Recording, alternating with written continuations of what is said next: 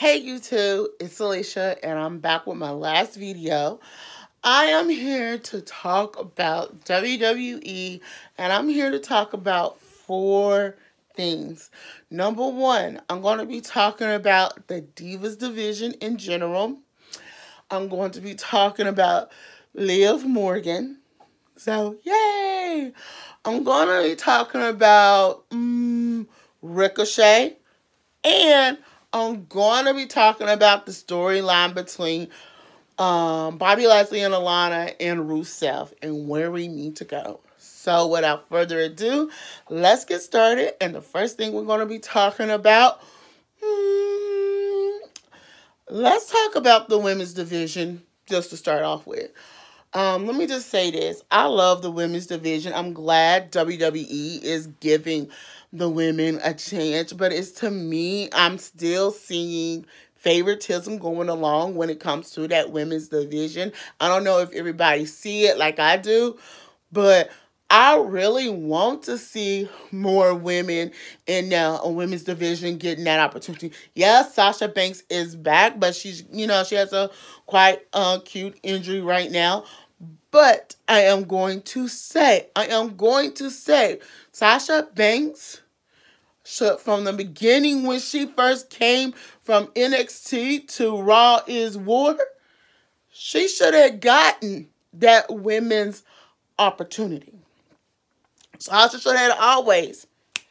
That women's division should have been built up around Sasha and not Charlotte Flair. I am not dogging Charlotte Flair in no shape or form, but I really feel like Sasha has more accountability as a top star than Charlotte Flair. To me, I always question why Charlotte Flair is why Charlotte Flair is at that top of the women's division.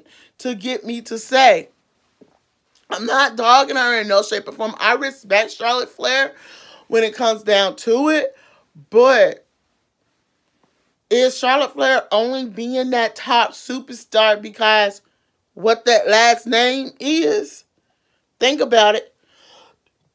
Excuse me, y'all. That's my one thing. Is she only being is Charlotte Flair only that top superstar for Vince McMahon for that women's division? Is it because of that last name? Still speaking on that women's division, I see, and I have said this months and months ago about Vince McMahon. Vince McMahon has a type. Let's talk about it. Vince McMahon has a type of female he likes to push. Number 1, Sasha Banks. Sasha Banks don't meet that type. Who meets that type that he likes to push? Charlotte Flair is one. Alex Bliss is another. Lacey Evans is another.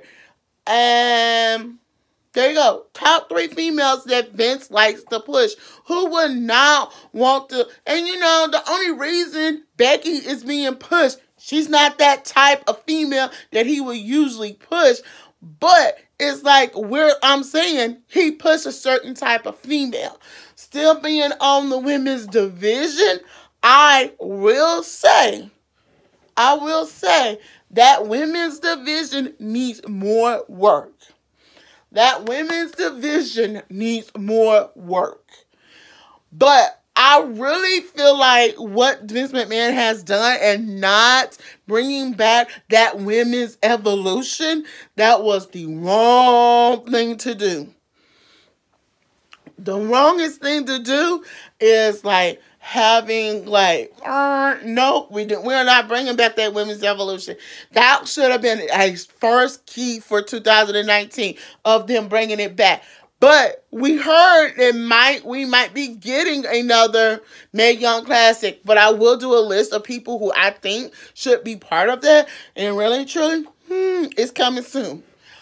Alright, that's that. Okay, to get up off of this is, I miss a lot of females that has been put to the side and everything. So, but y'all, the other thing is, I told y'all the other night that Alex Bliss and Nikki Cross will be staying on Raw. Well, that has is no longer true. They will be on they are drafted to SmackDown, so we're going to have to see where that is going to go.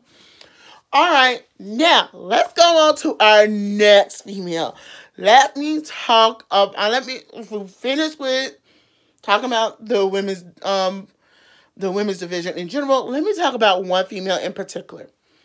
I want to talk about Liv Morgan. I've been talking about Liv Morgan on my Twitter for a good while, and I've been wondering what is her gimmick, what's her new gimmick is going to be. We did see her this past Monday, hoping we get to see her tomorrow, because I actually asked y'all, do y'all think she's gone dark? Do you think she's gone girly? Or is it something you need? I really and truly, we got to see her kind of showcase a little bit back here in June.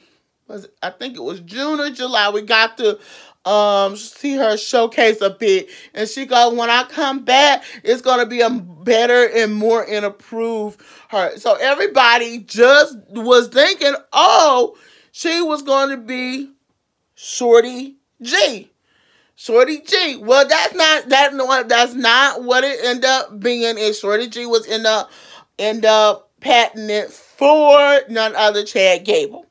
Now, we got to try to figure out what it is. Now, I would love to see something different from her when it comes to look-wise and everything. But I want to hear from y'all.